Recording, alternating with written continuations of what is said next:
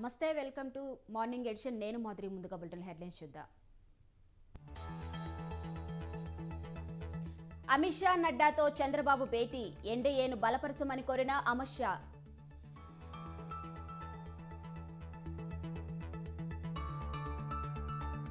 నేడు ఢిల్లీకి పవన్ కళ్యాణ్, బీజేపీ పెద్దలను కలిసే అవకాశం.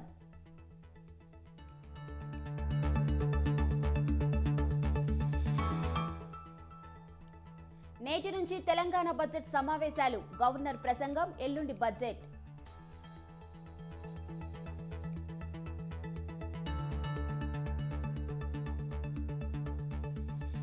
నీటిపారుదల శాఖలో మొదలైన ప్రక్షాళన, 2 ఈఎన్సీలపై వేటు.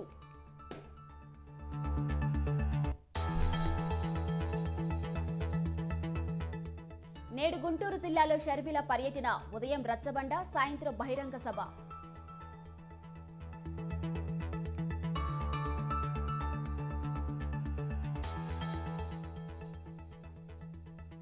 తవ్వే కొద్దీ బయటపడుతున్న శివబాలకృష్ణ లీలలు, వట్టినాగులపల్లిలో భూజోన్ మార్పిడి కుంభకోణం.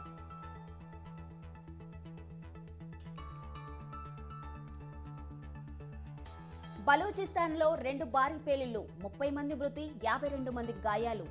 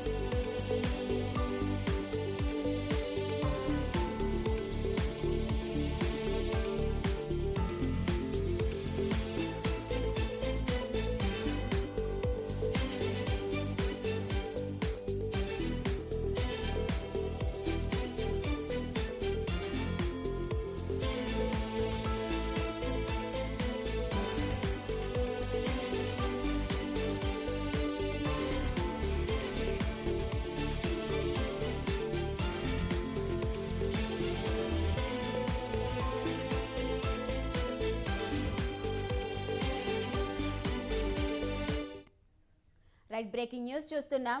హెచ్ఎండిఏ మాజీ డైరెక్టర్ శివబాలకృష్ణ ఆస్తులపై కేంద్ర దర్యాప్తు సంస్థలు ఫోకస్ చేశాయి. ఈ కేసులో ఈడీ, ఐటీ రంగంలోకి దిగనున్నాయి. ఈ మేరకు ఏసీబీ అధికారులకు ఈడీ లేఖ రాసింది. బాలకృష్ణ ఎఫ్ఐఆర్, రిమాండ్ రిపోర్ట్ తదితర పత్రాలను ఇవ్వాలని లేఖలో ఈడీ అధికారులు కోరారు. మనీ లాండరింగ్ కోణంలో ఈడీ విచారించనుంది. మరోవైపు బినామీ ఆస్తులపై విచారించేందుకు ఐటీ సైతం రంగంలోకి దిగనుంది. ఇప్పటికే బాలకృష్ణ బహిరంగ మార్కెట్లో 250 కోట్ల రూపాయలు విలువ చేసే ఆస్తులు కూడబెట్టినట్టు అధికారులు గుర్తించారు.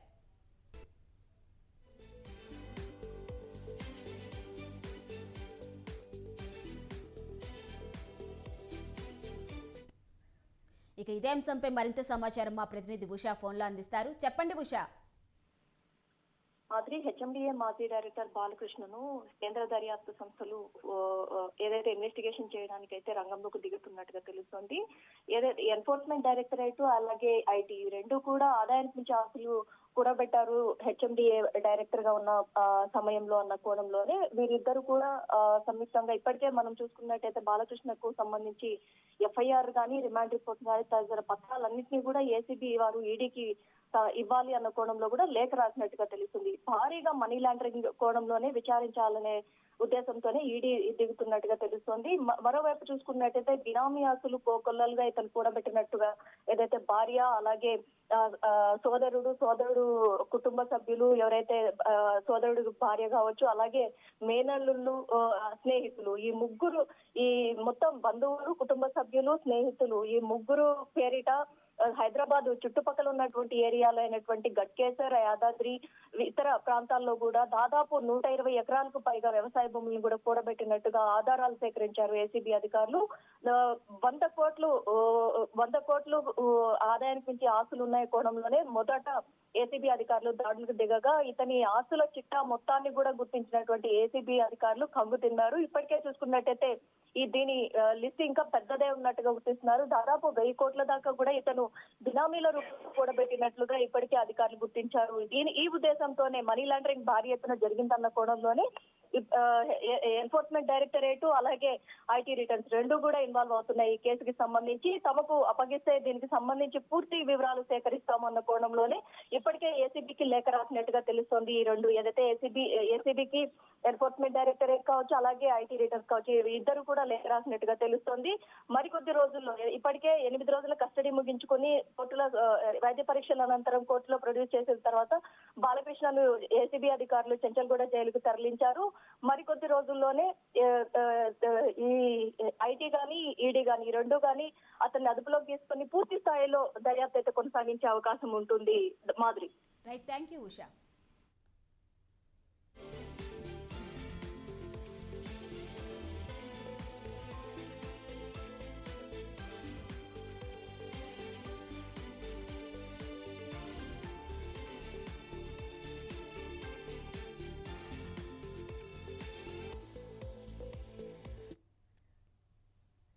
హైదరాబాద్లో పలుచోట్ల ఎన్ఐఏ సోదాలు చేస్తుంది. వరవరరావు అల్లుడు వీక్షణం పత్రిక ఎడిటర్ వేణుగోపాల్ ఇంట్లో తనిఖీలు చేస్తున్నారు ఎన్ఐఏ అధికారులు. ఎల్బీ నగర్లోని రవిశర్మ ఇంట్లో కూడా ఎన్ఐఏ సోదాలు నిర్వహిస్తుంది.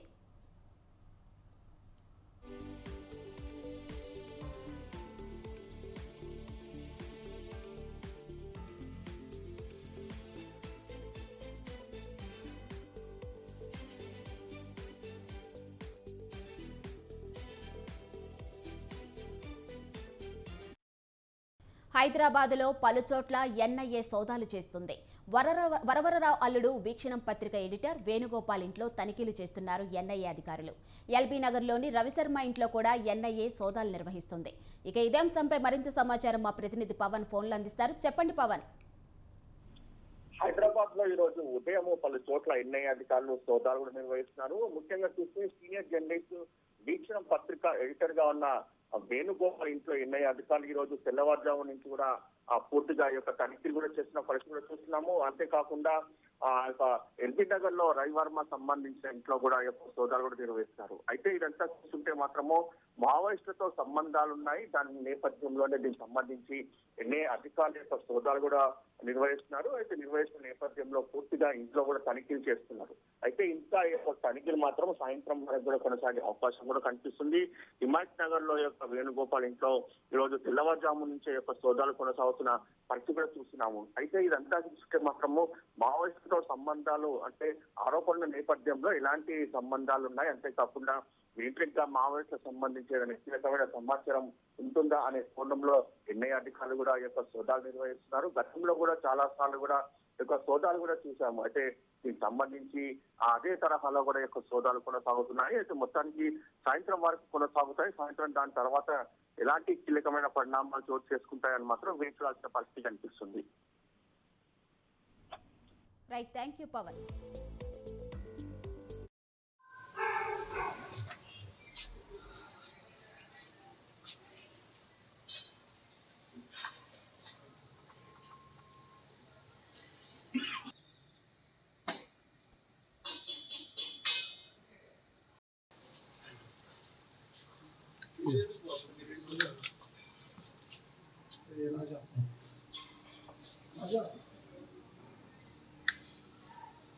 అలే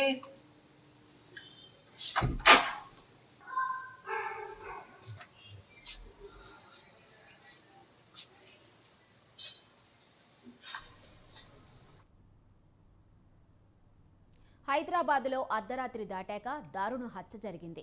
యూసఫ్గూడ లక్ష్మీ నరసింహనగర్లో దుండగులు స్థిరాస్తి వ్యాపారి మర్మాంగాలు కోసి కత్తులతో విచక్షణారహితంగా దాడి చేసి చంపారు. మృతుడిని నాగర్ కర్నూలు జిల్లా కొల్లాపూర్కు చెందిన పుట్టారాము అలియా సింగోటం రామన్నగా గుర్తించారు. కేసు నమోదు చేసుకున్న జూబ్లీహిల్స్ పోలీసులు దర్యాప్తు చేపట్టారు. పోలీసులు నిందితుల కోసం గాలింపు చర్యలు చేపట్టారు.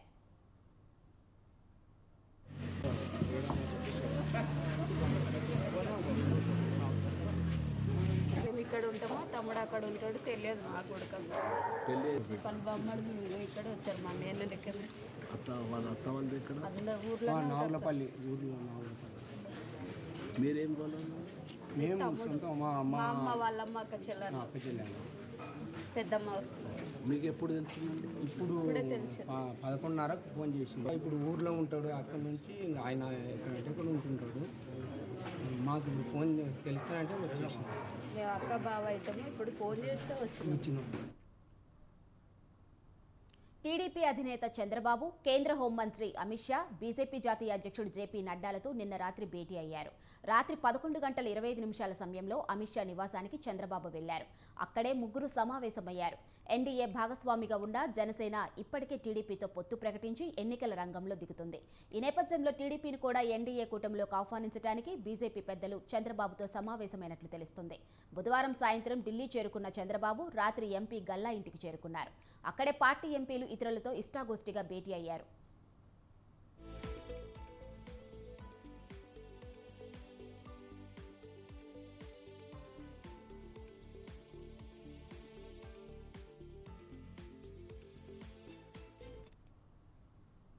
అనంతరం రాత్రి 11:25 అమిత్తో భేటీ అయ్యారు.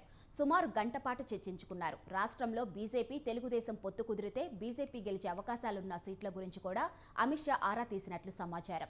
గతంలో ఎన్డీఏను బలోపేతం చేసినట్లుగానే ఇప్పుడు సహకరించాలని చంద్రబాబును అమిత్ షా కోరినట్లు తెలుస్తోంది. బీజేపీ నాయకత్వం ఎన్డీఏ పూర్వ భాగస్వాములన్నింటినీ తిరిగి ఆహ్వానిస్తున్న నేపథ్యంలో టీడీపీ అధినేత చంద్రబాబుతో భేటీ కావడం ప్రాధాన్యం సంతరించుకుంది.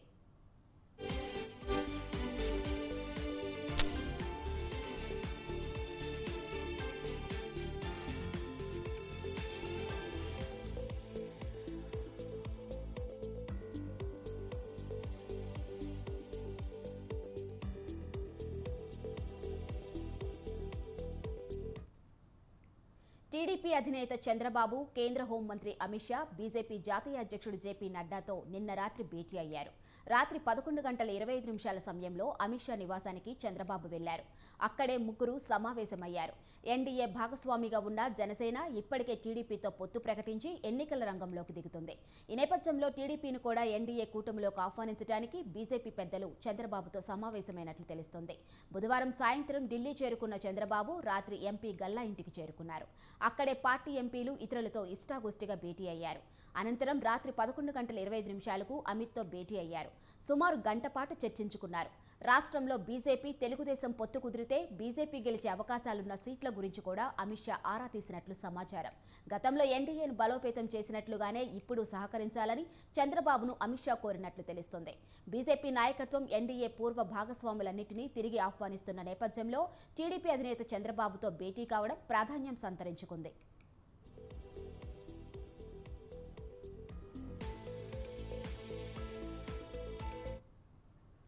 ఇక ఇదే అంశంపై మరింత సమాచారం మా ప్రతినిధి సంతోష్ ఫోన్లో అందిస్తారు. చెప్పండి సంతోష్.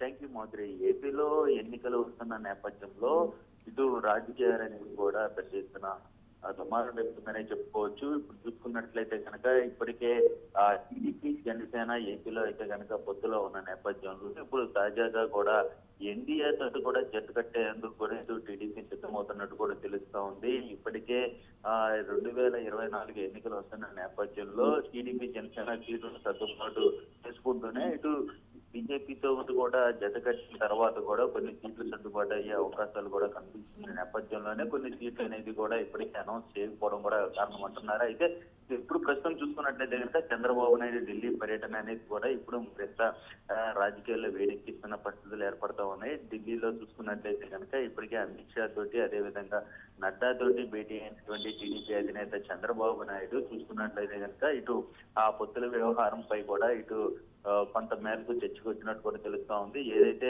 గంట సేపు జరిగినటువంటి ఈ చర్చలో భాగంగా ఏదైతే ఎన్డీఏ సైతం కూడా బలపరిచేందుకు కూడా ఇటు అమిత్ షా టీడీపీ అధినేత చంద్రబాబు నాయుడు కోరినట్టు కూడా తెలుస్తా ఉంది. అయితే మరోసారి అయితే కనుక చూసుకున్నట్లయితే కనుక ఇటు జనసేన అధినేత పవన్ కళ్యాణ్ సైతం కూడా ఇటు ఢిల్లీ వెళ్లే పర్యటనలో కూడా ఉన్నట్టు కూడా తెలుస్తా ఉంది. అయితే జనసేన అధినేత పవన్ కళ్యాణ్ సైతం కూడా ఇటు ఢిల్లీ పెద్దలతోటి కేంద్ర పెద్దలతోటి చర్చకు సమావేశమైన అనంతరం కూడా ఒక పొత్తులపై వ్యవహారం అనేది కూడా ఒక క్లారిటీ వచ్చే అవకాశాలు కనబడతా ఉన్నాయి. ఏదేమైనప్పటికీ చంద్రబాబు నాయుడు ఢిల్లీ పర్యటన అనేది కూడా ఇటు రాజకీయ పార్టీల్లో అయితే కనుక మరింత వేడెక్కిచ్చే విధంగా కూడా ఉన్నట్టు కూడా తెలుస్తా ఉంది. ఇప్పటి వరకు కూడా టీడీపీ బీజేపీ తోటి జతకట్టేందుకు ముందున్నప్పటికీ కూడా బీజేపీ నుంచి ఎటువంటి సంకేతాలు లేకపోవడం, ఇప్పుడు తాజాగా చూసుకున్నట్లయితే కనుక బీజేపీ నుంచి చంద్రబాబు నాయుడు ఫోన్ వచ్చిందంటూ కూడా పెద్ద సమాచారం పొందుతా ఉంది. ఏదేమైనప్పటికీ ఈ యొక్క కలయిక అనేది ఏ విధంగా ఉండబోతుంది, రానున్న రోజుల్లో బీజేపీ నుంచి ఎటువంటి సంకేతాలు వస్తాయి, అదేవిధంగా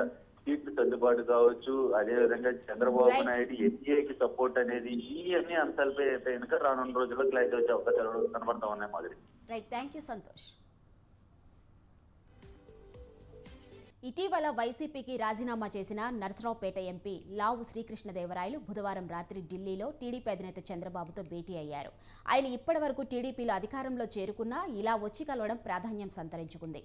టీడీపీ ఎంపీలతో పాటు లావు శ్రీకృష్ణదేవరాయలు కూడా చంద్రబాబుతో జరిగిన ఇష్టాగోష్ఠి చర్చలో పాల్గొన్నారు.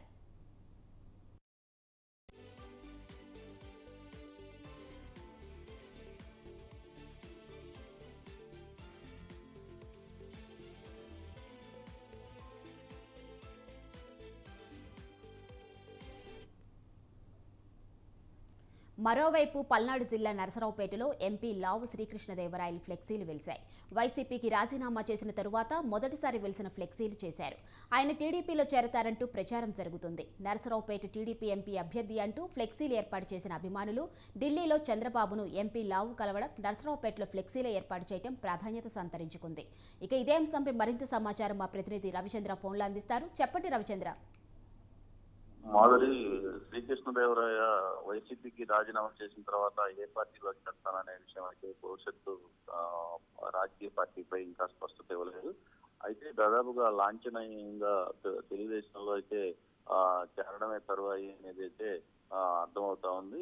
ఎందుకంటే ఇప్పటికే నరసరావుపేట ఎంపీ తెలుగుదేశం అభ్యర్థిగా శ్రీకృష్ణదేవరాయ పేరుని తెలుగుదేశం అధిష్టానం నిర్ణయించినట్లు కూడా మనకి పార్టీ వర్గాల ద్వారా సమాచారం అందుతుంది. అదేవిధంగా నిన్న ఢిల్లీలో కీలకమైన అమిత్ షా భేటీకి తెలుగుదేశం ఎంపీలతో పాటు కృష్ణదేవరాయ కూడా ఢిల్లీలో చంద్రబాబు ప్రత్యక్షమై చంద్రబాబుతో సమాలోచనలు జరపడం కూడా ప్రాధాన్యత సంతరించుకుంది. అదే సమయంలో నరసరావుపేటలో ఫ్లెక్సీలు వెళ్లడం కూడా మరింత ప్రాధాన్యత సంతరించుకున్న విషయం. అయితే అమావాస్య ఉండడం వల్ల రేపు వెళ్ళిన తర్వాత 11వ తేదీ తర్వాత ముహూర్తం ఖరారు చేసుకుని తెలుగుదేశంలో చేరేందుకు ఎంపీ అనుచరులైన మాజీ ఎమ్మెల్యే వినుకొండ మాజీ ఎమ్మెల్యే మెక్కల మల్లికార్జునరావు కూడా ఉన్నారు. అదేవిధంగా గురజాల మాజీ ఎమ్మెల్యే, అదేవిధంగా ప్రస్తుత ఎమ్మెల్సీ గంగా కృష్ణమూర్తి కూడా ఎంపీతో పాటు వస్తారనే ప్రచారం అయితే జరుగుతూ ఉంది. అయితే దాదాపుగా నరసరావుపేట ఎంపీగా తిరిగి తెలుగుదేశం నుండి కృష్ణదేవరాయ పోటీ చేస్తారని అయితే తెలుగుదేశం వర్గాలు అయితే చెప్తున్న పరిస్థితి ఉంది మాదిరి. Right, thank you Ravichandra.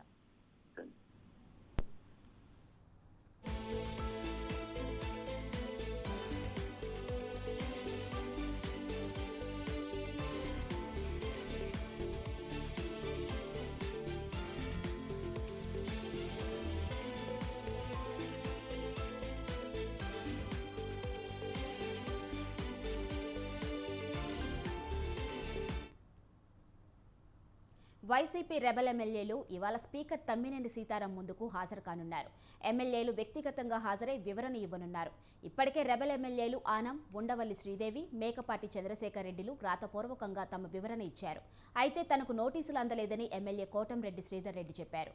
ఇక ఎమ్మెల్యేల వివరణ తర్వాత అనర్హతపై నిర్ణయం తీసుకోనున్నారు స్పీకర్ తమ్మినేని సీతారాం.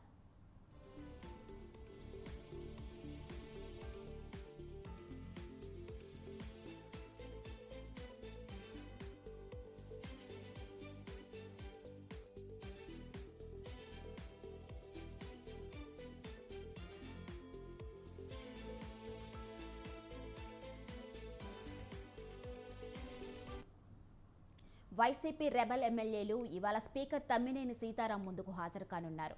ఎమ్మెల్యేలు వ్యక్తిగతంగా హాజరై వివరణ ఇవ్వనున్నారు. ఇప్పటికే రెబల్ ఎమ్మెల్యేలు ఆనం, ఉండవల్లి శ్రీదేవి, మేకపాటి చంద్రశేఖర్ రెడ్డిలు రాతపూర్వకంగా తమ వివరణ ఇచ్చారు. అయితే తనకు నోటీసులు అందలేదని ఎమ్మెల్యే కోటంరెడ్డి శ్రీధర్ రెడ్డి చెప్పారు. ఇక ఎమ్మెల్యేల వివరణ తరువాత అనర్హతపై నిర్ణయం తీసుకోనున్నారు స్పీకర్ తమ్మినేని సీతారాం. ఇక ఇదే అంశంపై మరింత సమాచారం మా ప్రతినిధి రమేష్ ఫోన్లో అందిస్తారు. చెప్పండి రమేష్. మాదిరి, వైఎస్ఆర్ కాంగ్రెస్ పార్టీ రెబల్ ఎమ్మెల్యేలు ఈ రోజు మరోసారి స్పీకర్ ముందు విచారణకు హాజరవుతారు. గత ఎన్నికల్లో వైఎస్ఆర్ కాంగ్రెస్ పార్టీ తరఫున గెలిచిన నలుగురు ఎమ్మెల్యేలు కోటంరెడ్డి శ్రీధర్ రెడ్డి, ఆనం రామనారాయణ రెడ్డి, ఉండవల్లి శ్రీదేవి, ముప్పపాటి చంద్రశేఖర్ రెడ్డి నలుగురు ఎమ్మెల్యేలు కూడా తెలుగుదేశం పార్టీలో చేరారు. వైఎస్ఆర్ కాంగ్రెస్ పార్టీకి గుడ్ బై చెప్పారు. ఈ నేపథ్యంలో పార్టీ మారినటువంటి నలుగురు ఎమ్మెల్యేల పైన పార్టీ ఫిరాయింపుల నిరోధక చట్టం కింద అనర్హత వేటు వేయాలంటూ వైఎస్ఆర్ కాంగ్రెస్ పార్టీ గతంలోని స్పీకర్ కు ఫిర్యాదు చేసింది. ఈ ఫిర్యాదు నేపథ్యంలో స్పీకర్ నలుగురు ఎమ్మెల్యేలు కూడా తన ముందు హాజరు కావాలంటూ గతంలో నోటీసులు ఇచ్చారు. దీంతో గతంలోనే నలుగురు ఎమ్మెల్యేలు కూడా స్పీకర్ ముందు హాజరయ్యారు. తాము వివరణ ఇచ్చేందుకు మరికొంత సమయం కావాలంటూ కూడా గతంలో స్పీకర్ ని కోరినటువంటి పరిస్థితి ఉంది. మరోవైపు స్పీకర్ ఇచ్చినటువంటి నోటీసుల పైన స్టే ఇవ్వాలంటూ కూడా నలుగురు ఎమ్మెల్యేలు హైకోర్టును కూడా ఆశ్రయించారు. కానీ హైకోర్టు ఈ విషయంలో జోక్యం చేసుకోలేమని స్పష్టంగా చెప్పినటువంటి నేపథ్యంలో నలుగురు ఎమ్మెల్యేలు స్పీకర్ కి ముగ్గురు ఎమ్మెల్యేలు రాతపూర్వకంగా వివరణ ఇచ్చారు. మరో ఎమ్మెల్యే కోటమిరెడ్డి శ్రీధర్ రెడ్డి మాత్రం తనకు స్పీకర్ నుంచి రెండోసారి పిలుపు రాలేదంటూ చెప్పుకుంటూ వచ్చారు. అయితే తాజాగా స్పీకర్ ఈ నెల 8వ తేదీన ఈ నలుగురు ఎమ్మెల్యేలు కూడా మరోసారి హాజరు కావాలని ఆదేశించినటువంటి నేపథ్యంలో ఈ రోజు నలుగురు ఎమ్మెల్యేలు కూడా స్పీకర్ ముందు హాజరు కానున్నారు. తాము పార్టీ మారినటువంటి నేపథ్యంలో పార్టీ ఫిరాయింపుల నిరోధక చట్టం కింద చర్యలు తీసుకోవాలని ఏదైతే వైసీపీ ఇచ్చిందో ఫిర్యాదు, దీనిపైన వివరణ ఇవ్వనున్నారు. ఈ వివరణ తర్వాత స్పీకర్ ఈ నలుగురు ఎమ్మెల్యేల అనర్హత విషయానికి సంబంధించి ఒక నిర్ణయం తీసుకునే అవకాశం ఉన్నట్టయితే తెలుస్తోంది. నలుగురు ఎమ్మెల్యేలు గతంలో జరిగినటువంటి ఎమ్మెల్యే కోట ఎమ్మెల్సీ ఎన్నికల్లో వైఎస్ఆర్ కాంగ్రెస్ పార్టీ విప్పును ధిక్కరించి తెలుగుదేశం పార్టీ అభ్యర్థికు ఓటు వేశారు.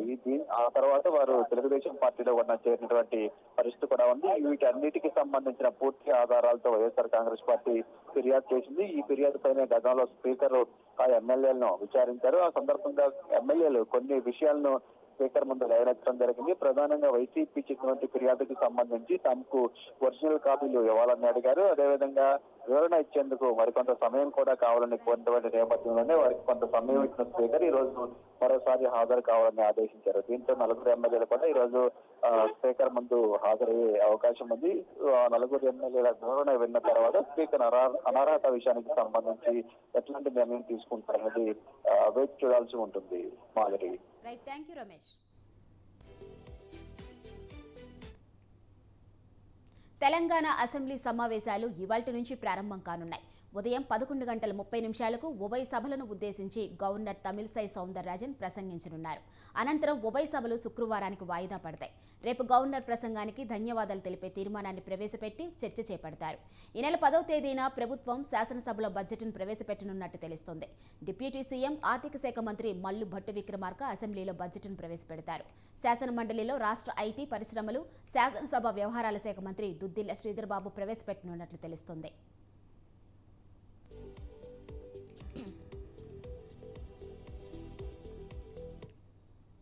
ఇక గతంలో బీఆర్ఎస్ ప్రభుత్వ హయాంలో కూడా శాసనసభ వ్యవహారాల మంత్రిగా వేముల ప్రశాంత్ రెడ్డి మండలిలో బడ్జెట్ను ప్రవేశపెట్టేవారు. దుద్దిల్ల ఆ సాంప్రదాయాన్ని కొనసాగిస్తారని సమాచారం. ఈ నెల 11న ఆదివారం శాసనసభకు సెలవు ప్రకటించి బడ్జెట్పై సభ్యులకు అధ్యయనం చేసే అవకాశం ఇస్తారని తెలుస్తోంది. తిరిగి ఈ నెల 12న అసెంబ్లీ ప్రారంభమయ్యాక బడ్జెట్పై చర్చ చేపట్టనున్నట్టు తెలుస్తోంది. ఇక ఇదే అంశంపై మరింత సమాచారం మా బ్యూరో చీఫ్ నరేష్ ఫోన్లో అందిస్తారు. చెప్పండి నరేష్. మాధురి, తెలంగాణ అసెంబ్లీ బడ్జెట్ సమావేశాలు మీది నుంచి ప్రారంభం కానున్నాయి. ఈ బడ్జెట్ సమావేశాలను ధీటుగా ఎదుర్కొనేందుకు అటు అధికార కాంగ్రెస్, విపక్ష బీఆర్ఎస్ తీవ్రంగా కసరత్తులు చేస్తున్నాయి. కాంగ్రెస్ ప్రభుత్వం అధికారంలోకి వచ్చిన తర్వాత మొట్టమొదటి బడ్జెట్ సమావేశాలు. మొట్టమొదటిసారిగా కాంగ్రెస్ పార్టీ ప్రభుత్వము బడ్జెట్ ను ప్రతిపాదిస్తుంది. అయితే ఇది తాత్కాలిక బడ్జెటే. లోక్సభ ఎన్నికల నేపథ్యంలో కేంద్రంతో పాటు అన్ని రాష్ట్రాలు ఓట్ ఆన్ అకౌంట్ బడ్జెట్ నే ప్రవేశపెట్టాల్సి ఉంటుంది. ఓట్ ఆన్ అకౌంట్ బడ్జెట్ అంటే కొత్తగా పథకాలు ఉండకూడదు. కానీ కాంగ్రెస్ పార్టీ గత ఎన్నికల్లో ఇచ్చిన హామీ మేరకు 2 కొత్త పథకాలకు బడ్జెట్ కేటాయింపులు చేయనుంది. అందులో భాగంగా పేదల గృహ అవసరాలకు వినియోగించే విద్యుత్ 200 యూనిట్ల వరకు ఉచితంగా అందించే ఒక స్కీము. రెండో స్కీము గ్యాస్ సిలిండర్ల ధరలు విపరీతంగా కేంద్రం పెంచేసిన నేపథ్యంలో ప్రజలకు రాష్ట్ర ప్రభుత్వం తరఫున సబ్సిడీ ఇవ్వాలి అని రాష్ట్ర ప్రభుత్వం భావిస్తుంది. అందులో భాగంగా 500 రూపాయలకే గ్యాస్ సిలిండర్ పేదలకు అందించే పథకానికి కూడా తెలంగాణ రాష్ట్ర ప్రభుత్వం శ్రీకారం చుడుతుంది. ఈ 2 పథకాలకు బడ్జెట్ లో కేటాయింపులు చేయాలి అని తెలంగాణ రాష్ట్ర ప్రభుత్వం భావిస్తుంది. అదే సమయంలో గత ప్రభుత్వ హయాంలో చాలా నిధులు అంటే వేల కోట్ల రూపాయల నిధులు దుర్వినియోగం అయిపోయాయి. మరీ ముఖ్యంగా కాళేశ్వరం ప్రాజెక్టు సంబంధించి వేల కోట్లు నాసిరకం పనులు చేయడం వల్ల కాళేశ్వరం దుర్వినియోగం అయిపోయింది. దీనికి సంబంధించి విజిలెన్స్ నివేదిక కూడా ప్రభుత్వానికి అందింది. సో ఈ ఇరిగేషన్ శాఖ పద్దుపై చర్చ సందర్భంగా ఈ అంశాన్ని కూడా ప్రభుత్వం లేవనెత్తే అవకాశాలున్నాయి. దీంతో పాటు ధరణి అప్డేట్స్ మీద కూడా అసెంబ్లీకి ఒక నివేదిక రాష్ట్ర ప్రభుత్వం సమర్పించనుంది. అదే సమయంలో మరొక వైపు బీఆర్ఎస్ సైతం ఆ అధికార పక్షాన్ని ఢీకొట్టేందుకు సై అంటే సై వెళ్తుంది. అందులో భాగంగా ఈ మధ్య తెలంగాణ ప్రాజెక్టులు నాగార్జున సాగర్ గాని శ్రీశైలంలో గాని తెలంగాణ హక్కులను కేంద్రానికి దఖలుపరుస్తూ రాష్ట్ర ప్రభుత్వము ఒక నిర్ణయం తీసుకుంది. కేఆర్ఎంపీ సమావేశంలో అదే స్పష్టం చేసింది అని చెప్పి టీఆర్ఎస్ అధికార కాంగ్రెస్ ను కార్నర్ చేస్తుంది. అయితే కాంగ్రెస్ ప్రభుత్వం మాత్రం బీఆర్ఎస్ హయాంలోనే గెజిట్ విడుదలైంది. కానీ ఇప్పటికైతే కేంద్ర ప్రభుత్వం ఎటువంటి నిర్ణయం తీసుకోలేదు అని చెప్పి రాష్ట్ర ప్రభుత్వం చెప్తా ఉంది. దీంతో పాటు 6 గ్యారంటీలకు సంబంధించి మీరు అమలు చేయాల్సిందే అని చెప్పి బీఆర్ఎస్ పట్టుబడుతుంటే ఇంకా మాకు చాలా సమయం ఉంది అని చెప్పి కాంగ్రెస్ చెప్తా ఉంది. సో ఇట్లా ఈ రకంగా ఎవరి వాదనలు వాళ్ళు బలంగా వినిపిస్తున్న క్రమంలో ఈ బడ్జెట్ సమావేశాలు వాడి వీడిగా కొనసాగే అవకాశాలు ఉన్నాయి. ఈ రోజు గవర్నర్ ప్రసంగం ఉంటుంది. ఉభయ సభలను ఉద్దేశించి గవర్నర్ ప్రసంగిస్తారు. ఆ గవర్నర్ ప్రసంగం మీద రేపు ధన్యవాదాలు తెలిపే తీర్మానం మీద చర్చ జరుగుతోంది. అయితే గవర్నర్ ప్రసంగం గతంలో మాదిరిగా గత ప్రభుత్వాన్ని విమర్శించడంతో పాటు కాంగ్రెస్ ప్రభుత్వ భవిష్యత్తు పథకాలను తెలియజెప్పే విధంగా గవర్నర్ ప్రసంగం ఉంటుంది. గవర్నర్ ప్రసంగానికి ఇప్పటికీ కేబినెట్ ఆమోదం తెలిపింది. ఈ నేపథ్యంలో ఈ రోజు గవర్నర్ ప్రసంగము, రేపు గవర్నర్ ప్రసంగానికి ధన్యవాదాలు తెలిపే తీర్మానం మీద చర్చ జరుగుతుంది. ఇక ఎల్లుండి అసెంబ్లీలో ఆర్థిక శాఖ మంత్రి ఉప ముఖ్యమంత్రి బట్టి విక్రమార్క బడ్జెట్ ను ప్రతిపాదిస్తారు. మండలిలో ఐటీ పరిశ్రమల శాఖ మంత్రి శ్రీధర్ బాబు బడ్జెట్ ను ప్రతిపాదిస్తారు. ఈ బడ్జెట్ ప్రతిపాదించిన తర్వాత కనీసం ఒక వారం రోజుల పాటు బడ్జెట్ మీద చర్చ జరిగే అవకాశాలు ఉన్నాయి. ఈ నేపథ్యంలో అసెంబ్లీ సమావేశాలు భారీ వేడిగా కొనసాగే ఛాన్సెస్ అయితే మనకు కనిపిస్తా ఉన్నాయి. Madhuri. Right, thank you Naresh.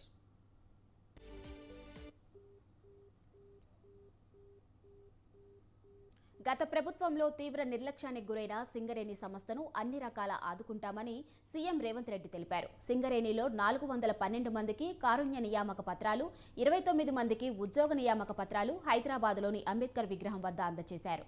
Singareni ప్రాంతంలో సూపర్ స్పెషాలిటీ ఆసుపత్రి నిర్మించే అంశంపై చర్చించి సానుకూల నిర్ణయం తీసుకుంటామని ముఖ్యమంత్రి తెలిపారు. కారుణ్య నియామకాల వయసు సడలింపు అంశాన్ని కూడా పరిశీలిస్తామన్నారు. రానున్న 15 రోజుల్లో 15,000 పోలీసు ఉద్యోగాలను భర్తీ చేస్తామని రేవంత్ రెడ్డి తెలిపారు. 60 కొత్త ఖాళీలతో గ్రూప్ 1 నోటిఫికేషన్ జారీ చేస్తామన్నారు. తమ ప్రభుత్వం నిరుద్యోగ యువతను అన్ని విధాలా ఆదుకుంటుందని సీఎం హామీ ఇచ్చారు.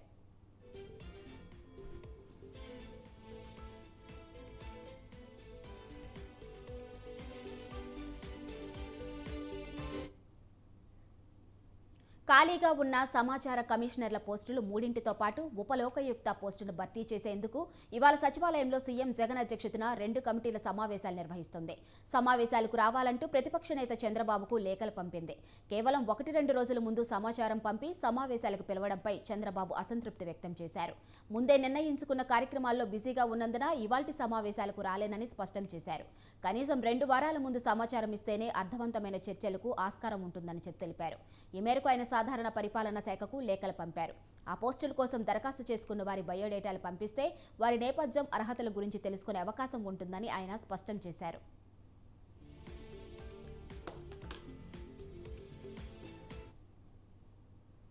ఇవి మార్నింగ్ ఎడిషన్ అప్డేట్స్. చూస్తూనే ఉండండి స్వతంత్ర.